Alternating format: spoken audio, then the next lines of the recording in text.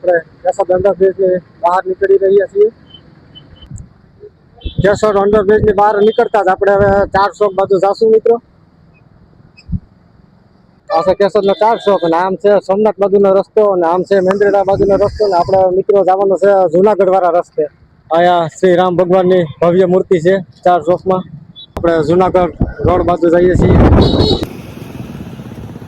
આ કેશોદ બાયપાસની ચોકડી છે મિત્રો. તમે સોમનાથ બાજુથી આવો છો તો આ રૂટ તમારે લેવાનો થાય. બાયપાસ સીધો નીકળી જવાનો થાય. આ છે કેશોદ વાળો રસ્તો અને આ જુનાગઢ વાળો રસ્તો છે. તો સીધું તમારે જુનાગઢ રોડ ઉપર ચડી જવાનું રહેશે.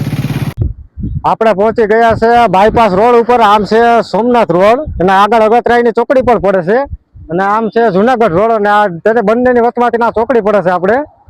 આપણે એ બાજુ મઢડા સોનલમાના ધામમાં જવાનું છે. તો મિત્રો જો આ હાઈવે પટ્ટી છે ફૂલ, તો આ ચોકડી છે અગતરાયની આગળની ચોકડી છે, ત્યાંથી આપણે વરવાનું છે. તો ચાલો આપણે જઈએ મઢડા બાજુ.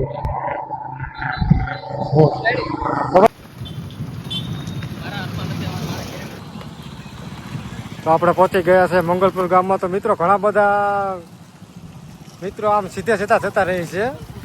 તો આપણે મંગલપુરથી આ રસ્તો અહીંયા પડે છે, ત્યાંથી આમ જવાનું છે. સીધું સોનલધામ મઢડા 2 કિલોમીટર છે આવી છે.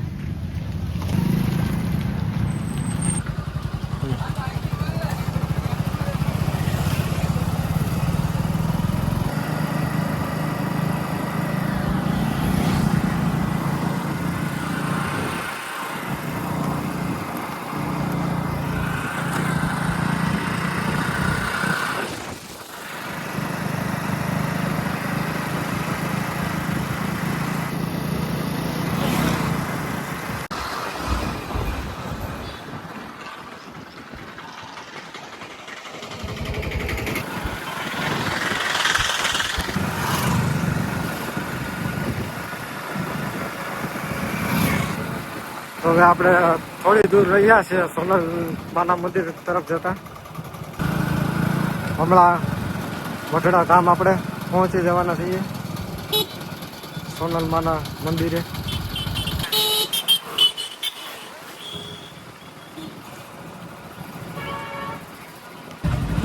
તો આપણે મઢડા પહોંચી ગયા છે અને આ ટ્રાફિક પણ બહુ જ છે. મિત્રો તમે જે ટ્રાફિક જોઈ રહ્યા છો તે સોનલમાના મંદિરે જ બતાવી ત્યાંથી પણ આવે છે મઢડા ધામની ટ્રાફિક. આમાં ફૂલ ટ્રાફિક છે એટલે આપણે બાઇકને અહીંયા પાર્કિંગ કરી દઈએ છીએ અને અહીંથી આપણે હાલીને જઈશું.